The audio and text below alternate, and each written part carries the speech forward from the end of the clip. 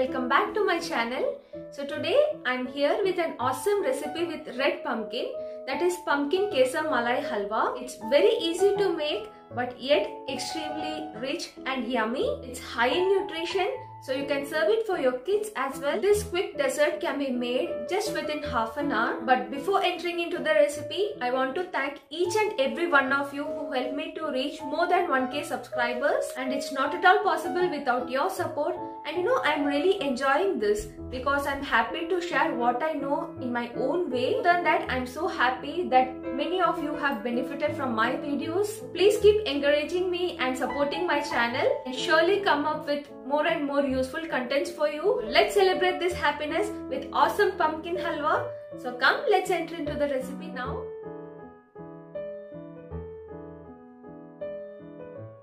For making this amazing halwa, I have 1.2 kilograms of red pumpkin.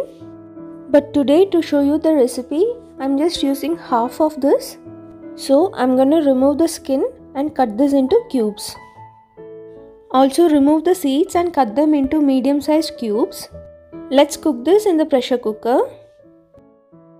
To this 600 grams of pumpkin, add just 1/3 cup of water and pressure cook this for 2 whistles. Do not add more because the pumpkin will already release some water while cooking.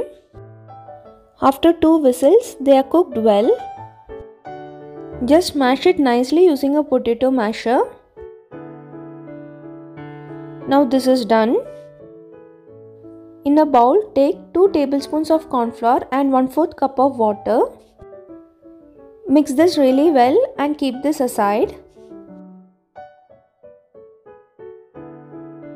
Take 1/4 cup of hot milk, add few saffron strands, mix it well and keep this aside. Take 3 tablespoons of ghee in a pan and let this become hot. To this, add cooked and mashed pumpkin. Cook this for about 5 minutes in a medium heat. Keep on mixing every now and then. Now add the saffron milk and cook again for another 5 to 7 minutes. Add 1 can, that is 400 grams of sweetened condensed milk to this. Give it a good mix.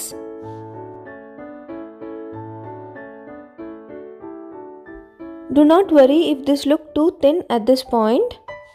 The sugar in the condensed milk when exposed to heat has made the mixture a little thin. Just cook this for 2 or 3 minutes. This will slowly start getting thick again. Now add the corn flour slurry and mix this well. This will start getting more thicker now. So keep on mixing this until you reach the desired consistency. So this looks like this after 5 minutes.